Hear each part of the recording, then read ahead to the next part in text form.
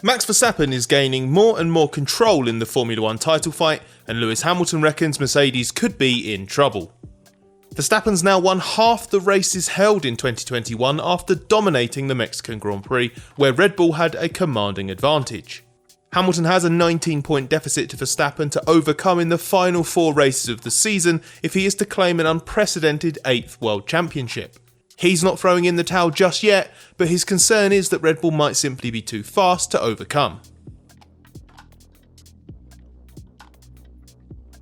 Even after locking out the front row in Mexico, Mercedes was convinced the Red Bull with a much bigger rear wing was just going to have too much for it to beat. Red Bull had messed up its qualifying and Mercedes had taken a small step forwards, and that had been enough to change the natural Mexico order in qualifying. Within a few hundred yards, Verstappen changed it back again, and a distant second place for Hamilton was reckoned by Mercedes to be the absolute maximum possible. Despite that exercise in damage limitation, Hamilton's verdict afterwards was bleak. He said, "If they were to carry that speed into the next races, then we will be in trouble, but I hope we're closer. I feel I need to be winning every race because we need those extra points, not to lose those points." That was the goal going into the last race and the race before that, and here in Mexico. But they're just too quick. We're giving it absolutely everything we've got, but unfortunately it's not enough at the moment to compete with them. With that in mind and Verstappen's increasing points advantage, Verstappen and Red Bull look the favourites for the final few races and the championship. After all, they've had more poles and wins than anyone else, and Verstappen's topped qualifying on 9 occasions, while Hamilton's only done it 3 times. But those poles and wins have often been decided by small margins, so if the final races are more in that vein rather than a repeat of Mexico, it's not going to need a miracle for Mercedes and Hamilton to swing things their way. Red Bull had an unusually big advantage in Mexico, where the reduced air density places a premium on total aerodynamic load. The Red Bull generates more load than the Mercedes in maximum downforce trim, and that's why Verstappen was so much faster through the corners, which is where the gap came from. But Mercedes will be hoping the track configurations during the run-in play to its strengths more than Red Bull's. Hamilton and Mercedes could or should have won every race across Italy, Russia and Turkey, so it was not that long ago that Mercedes was the one that looked to step clear. The United States Grand Prix was also an incredibly close affair in which each car looked stronger at different points, and Hamilton could have won that Grand Prix. So Mexico was certainly a low point, but this was expected, and there's still the possibility that Hamilton overcomes Verstappen simply by outperforming him in the final 4 races. Mercedes team boss Toto Wolff said, "I'm a pretty realistic person, but I love motor racing because anything can happen, and none of us is ever going to leave the circuit with the mentality that this is going away from us. There's 4 races to go, there's 4 wins to take, 4 DNFs to suffer. We just continue fighting."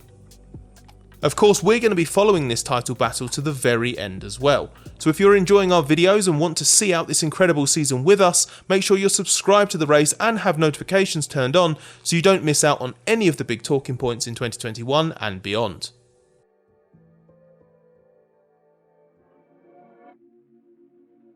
There have been 2 specific pieces of engine news around the start of the triple header that should at least encourage Hamilton, even if this doesn't transform his title bid entirely. Despite the defeat in Mexico, it was clear that Mercedes' F1 engine was working better at high altitude than in previous years after changes to the 2021 power unit. The Mexican Grand Prix, and to a lesser extent the race in Brazil, has historically been slightly weaker for Mercedes relative to Red Bull, primarily due to the 2 teams' respective power unit characteristics and in particular the performance of the turbochargers. Because of the lower air density in Mexico City, which is around 2.2 kilometers above sea level, there's less air for the turbo to compress, and that means it has to work harder to achieve the same output. It's understood that one of the reasons Mercedes was weaker in these conditions in the past was because it couldn't run its turbo faster and compensate for the lower air density in the same way the Honda could. Exactly why is unknown, but F1 turbos are capped at 125,000 RPM, and Honda's is believed to be optimised to run a reasonable amount below that limit. If so, and the Honda runs lower than a Mercedes in normal conditions, that would give it more room to run faster in this environment and would also theoretically generate less heat, which would make it less sensitive to temperature management problems when run more aggressively than normal. While the changes for Mercedes' 2021 power unit are unknown, Wolff confirmed the engine has now been optimised for higher altitude. He said it was more about tuning the existing package rather than turning the engine design upside down. Without that, who knows what would have happened. Maybe Hamilton would have been a sitting duck to Sergio Perez in the race and finished third rather than second. And Mercedes has made it clear that this has been a boost that could apply to Brazil as well. The Interlagos track isn't anywhere near as high altitude as Mexico, but it is around 800 metres above sea level. More significant over the entire run-in though is that Mercedes thinks it's finally resolved the reliability issue that it's had previously. Valtteri Bottas used his 6th internal combustion engine of the season at the United States Grand Prix, which triggered his 3rd grid penalty in 4 events. Hamilton had his own grid penalty at the Turkish Grand Prix after qualifying fastest, and it had been suggested he may need another before the end of the season. The exact nature of Mercedes' reliability issue had not been disclosed, but it was a problem within the internal combustion engine that could be related to a bad batch of components. Mercedes is also understood to have changed materials within part of the V6 this year. A grid penalty, or even worse, a failure during the final 4 races, would have been a serious blow to Hamilton's title ambitions. But Wolff said in Mexico, "We've gotten on top of the reliability issue that we had. We didn't see that phenomenon occur anymore, which is a good step forward. Hopefully, knock on wood, on the reliability side we should be on a good trajectory."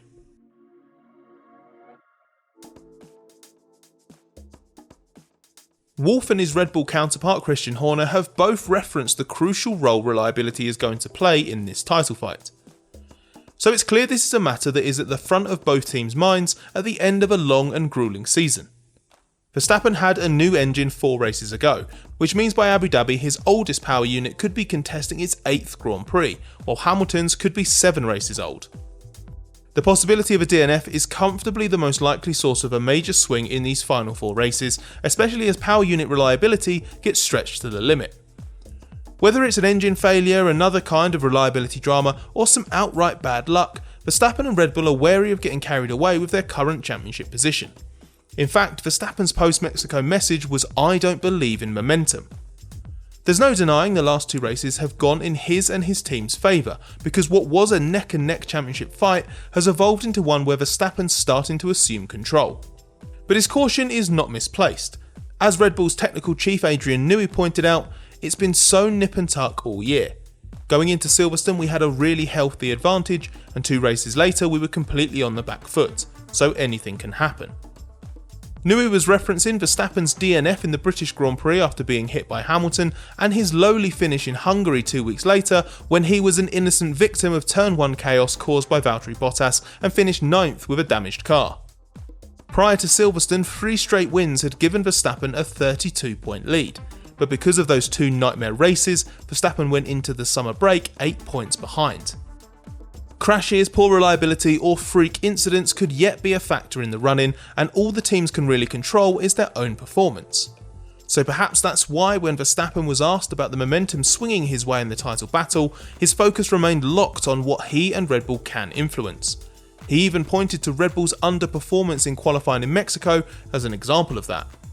Verstappen said, "No, I don't believe in momentum. Every single race we have to try and nail the details. We didn't do that in qualifying, so things can go wrong very quickly or they can go right. It's going to be really tight and exciting to the end. If that's the case, Hamilton and Mercedes will probably be relieved. But even if Red Bull aren't as far in the clear in Interlagos as they were in Mexico City, the onus is on Mercedes and Hamilton to make the most of that." So how do you think this is going to play out? Have your say on the position Verstappen and Red Bull find themselves in the comments below, and let us know if you think Hamilton's overplaying it or if Mercedes really does have a mountain to climb. If you like this video, please give us a thumbs up, make sure you're subscribed to the channel and have notifications turned on, and we'll see you again in the future for a new video.